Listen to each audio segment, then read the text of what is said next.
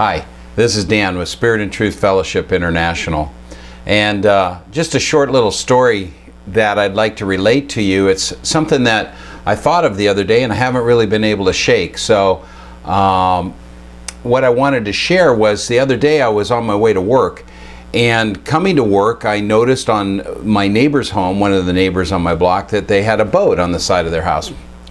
I've probably seen it, 1,000 times, and that's not unusual. I live in an area in Oregon where we have a lot of wild rivers. We have the Rogue River. We have just tons of them. And so salmon fishing, steelhead fishing, things like that, that's really common. We also have a lot of lakes.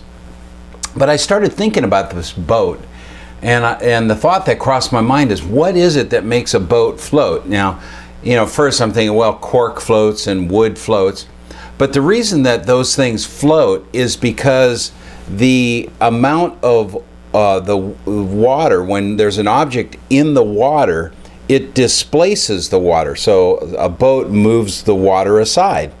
And the weight of the water that is moved is more than the weight of the boat. And the pressure of the water trying to seek its own level again exerts against the sides of the boat, and the boat floats. Now, if you have a rock, it won't float because the amount of the weight of the water is not greater than the weight of the rock. The rock weighs more, so it sinks.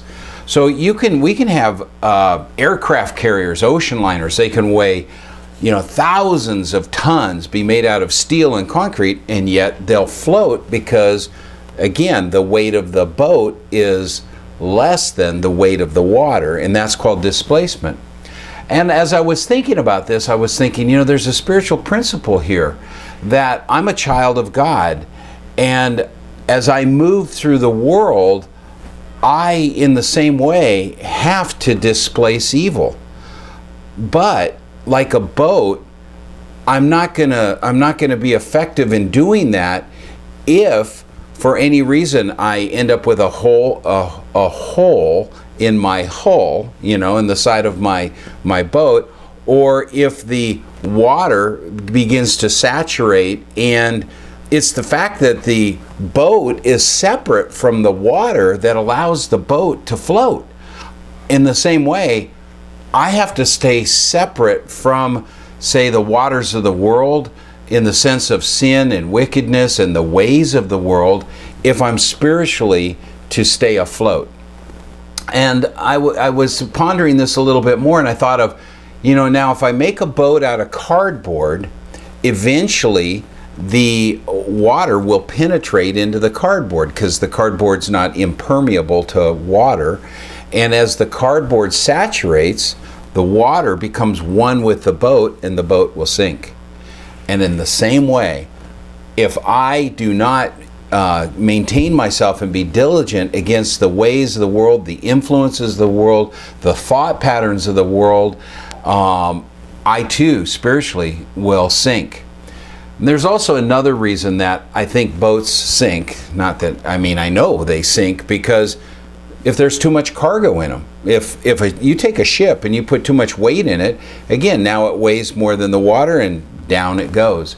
And in the same way, we also have to be careful that we don't allow the cargo, the cares of this world to overweigh us down.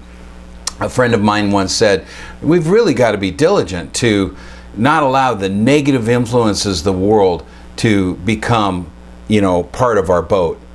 And those things are worries, cares, when people say things that are harmful to you.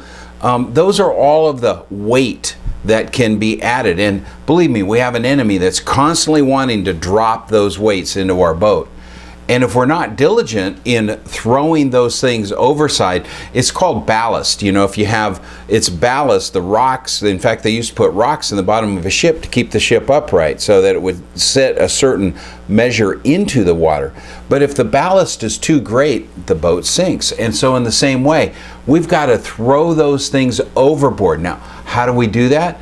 I do that when I turn to God and I cast my cares upon Him and I unload myself, like Jesus said, that He's yoked in with us, and He's the large ox and we're the little one, and we're yoked together, and so He's going to carry the majority of the weight. But I've got to make sure I give Him that weight to carry, and I'm not trying to carry it myself. So, as you think about this, remember, God is really clear in the Gospel, I believe, of 1 John, where He says, friendship with the world is actually a conflict with God. It puts you at conflict with God. He even likens it to being an adulterer, meaning spiritually an idolater.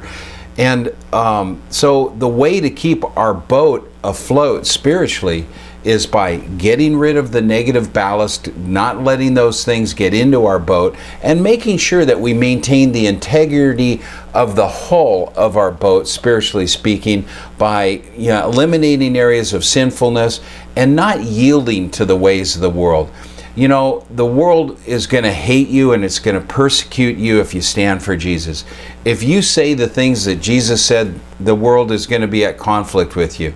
Jesus said, I am the only way to the Father. The world's going to say there's many ways to God. Now someone's not telling the truth here, and I'm going to put my money that Jesus is correct. And when you take a stand like that, people are going to be upset with you. And you can't allow those influences of the world, you can't compromise in that, because if you do, you're just letting the waters of the world saturate the sides of your boat, and you're not spiritually going to stay afloat. When the world mistreats us, we love. When the world, wants to persecute, we forgive. When the world wants to tell you you don't know what you're doing, or wants, to take away, we give.